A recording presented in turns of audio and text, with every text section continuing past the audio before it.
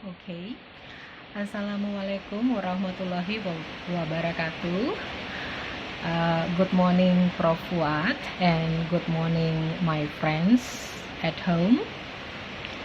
Thank you for the opportunity given to me to share my understanding about taming the external force of high-stakes language testing, identifying conditions under which tests work for improving EFL practices, written by Yoshinori Watanabe from Sophia University.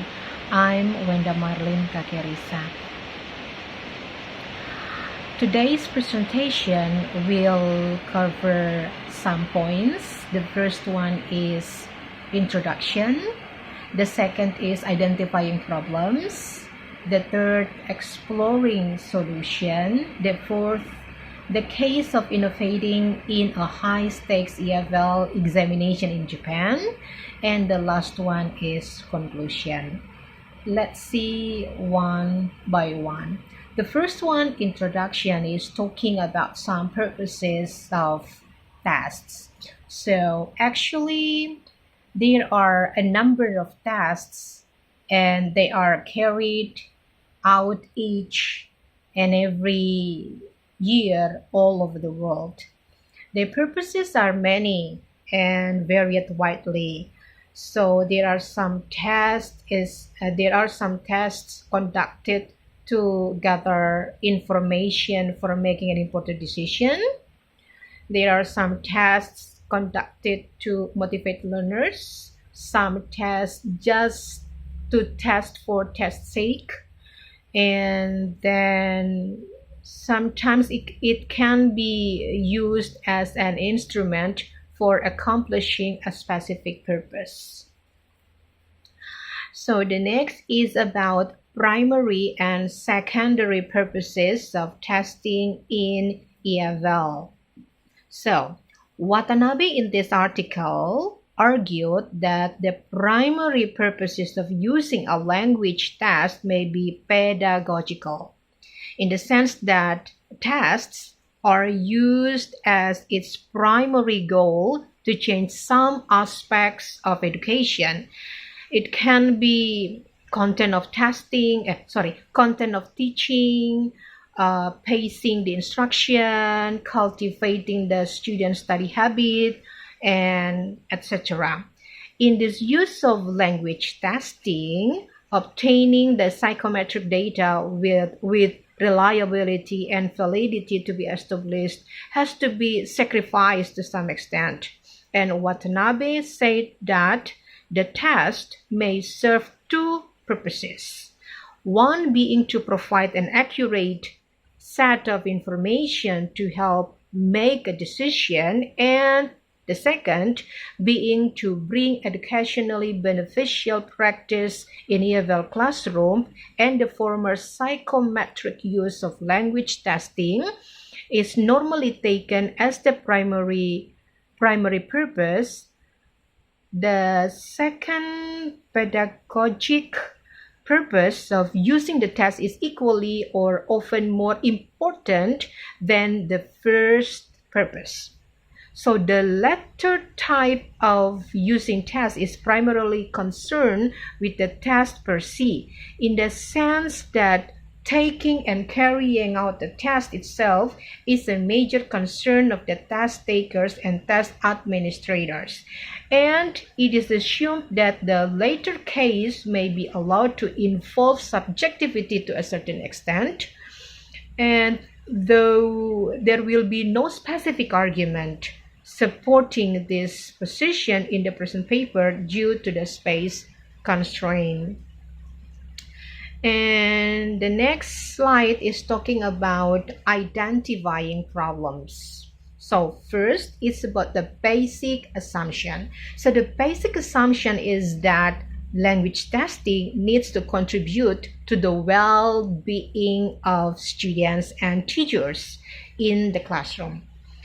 First and foremost, we need to understand that there is a difference between the use of test scores and the use of tests to consider the importance of testing in education. And I just want to talk a little bit about this one. In the idea of using tests for educational purposes, sacrificing its use for obtaining accurate measurements, the purpose of using language testing may include not only an attempt to motivate students, but also to motivate teachers and innovate in education by innovating in testing, again with no good intention on the part of educational administrators. And the second is about negative features inherent in testing. So actually there are some things Watanabe wanted to stress here. The first one is a test has something undesirable by its nature, and in the sense that it is likely to cause a kind of anxiety on the part of learners and teachers. The second, Foucault's comment that the examination combines the techniques of an observing hierarchy and those of a normalizing judgment, and he continues saying that it is a normalizing gaze, a surveillance that makes it possible to qualify, to classify, and to punish. And the third one is what is undesirable for learners in the classroom may also characterize testing practices. Yes, and the third for the identifying problems is learners may, this is the continuations from the third one. And the fourth is learners may constantly feel that they are representing themselves badly, showing only some of their real personality, only some of their intelligence. I took it from Allwright and Bailey, 1990. And the third of identifying problems is fear of taking a test. Sometimes we also as students feel this way also, So it seems as if tests were something that no one wants to be bothered by, but something that may be needed by someone for some purposes. Inappropriate curricula and repeated failures at schools on tests have resulted in discouragement, anxiety, fear, and diminished motivation to learn and work hard. The last one from identifying problems is need for alleviating the fear. So it is imperative to promote the use of codes of practices as well as to understand the principle and mechanism of how tests work in educational context to enhance the quality of life. So the key to making the best test use is then how to help people feel and be better. Fullan, 2007, page 43, which is not dissimilar to the suggestion to be offered to any subject area. We need to understand the nature of the examination in educational settings and how testing works or don't work in the context as a device for improving teaching and learning. And the next slide is about exploring solutions. It's talking about using tests to motivate students, because Watanabe in this article just focused on a test should be done to motivate students and also to motivate the teachers. So here in this article stated that while tests are deemed to possess negative features that might engender misuse to the detriment of teaching and learning, there are a number of suggestions that are overt to motivate learners by testing on and in-class level of instruction to date, just to list a few of them. Actually, there are 13 of them, but I will just explain some of them to shorten my presentation allocation time. So the first one, for example,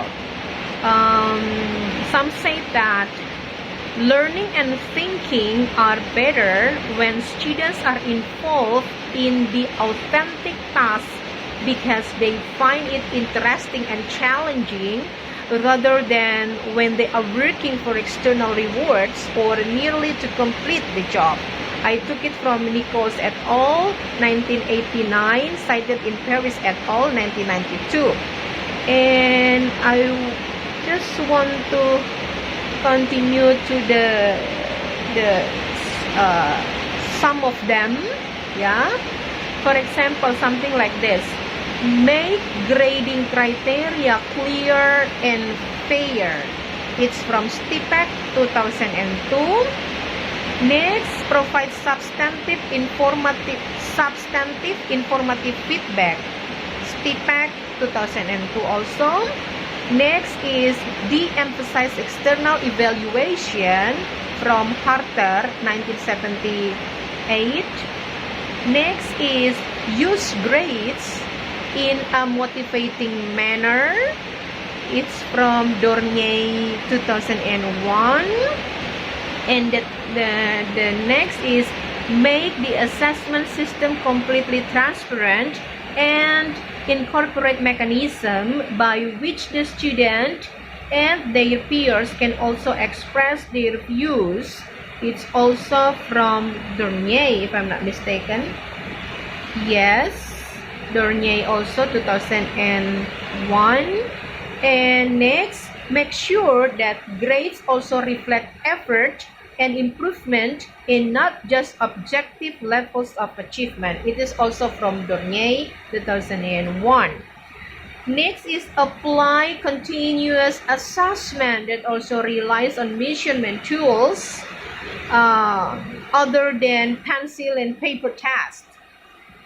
It's from Dornier 2001. And the last one but not least is encourage accurate student self-assessment by providing various self-evaluation tools. It's also from Dornier 2001.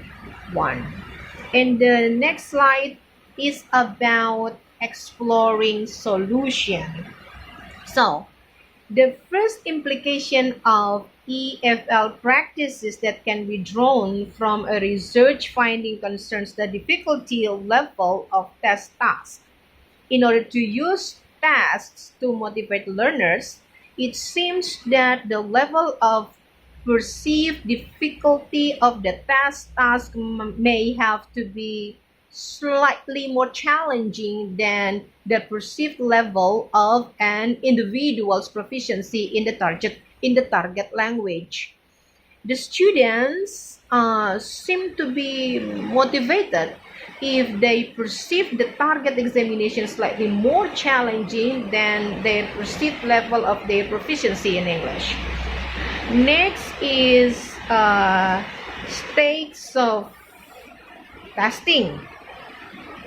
So, a research study suggests that a test may be an effective tool for motivating proficient learners even further, but it doesn't seem to be appropriate for motivating weak learners.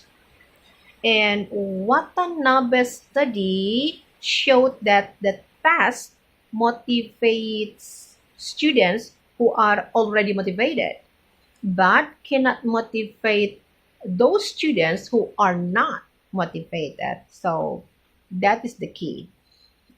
And next is, wait a minute. Okay. The next slide is about the case of innovating in a high-stakes EFL examination in Japan. So, the last part of this article is talking about that case. So, Watanabe and the staff, together with the staff, found the solution to change the problematic part of the test task. But since the time was so short, so they just did the minor changing to the degree that would not disturb the task takers, but they still promised to announce it publicly in the next year of examination. And the second is the implication for making the examination acceptable to students and teacher. Well, the results of changing the test task turned out to be successful, as I mentioned before, in that didn't disturb task takers so much as they had been worried. There are several comments about the changes, but actually they seem to be requests for further tests rather than criticism. Future test, it's a kind of request for future test rather than criticism. Okay, something like this.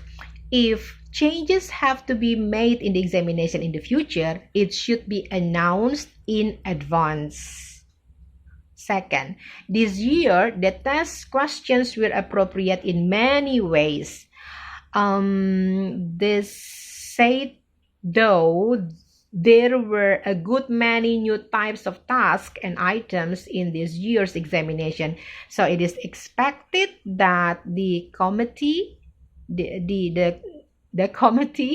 gathers as much feedback as possible from various stakeholders and makes a greater effort to develop an examination which is fair, in that those students who work hard at school will be rewarded. And the next is, there are still many sections that ought to be improved. For example, there are the items which could be covered in the listening component more appropriately than the written component. So the last one is 5 attributes of innovative technologies. So Roger, in this article 2003, proposes 5 main attributes of innovative technologies which influence acceptance. The first one is relative advantage. So this relative advantage is actually the degree to which an innovation is seen as superior to prior innovations to fulfill the same needs. The second is compatibility. It is the degree to which an innovation appears consistent with existing values, past experiences, habits, and needs to the potential adopter. The third is complexity. It is the degree to which an innovation appears difficulty to understand and use. And the fourth is trialability, is the perceived degree to which an innovation may be tried on a limited basis. And it also can accelerate acceptance because small scale testing reduces risk, of course. And the last one is observability. It is the perceived degree to which results of innovating are visible to others and is positively related to acceptance. So it is from Rogers 2003, page 15 to 16. And the last one is conclusion. So I only put 3 points for this part of conclusion. The first one is, in order to motivate students by testing, the difficulty level of the test task ought to be slightly more challenging than the proficiency level of the test taker. The second is, in order to make the best use of testing for TEVL, we ought to understand the nature of test takers. And the last one is, the role of socio-affective vectors will become even more important if we wish to use tests for improving education. I think that's all for today. Thank you so much, Prof. Fuad. Thank you for friends. If you have any comments or questions or inputs, please text me via WA group. Thank you so much.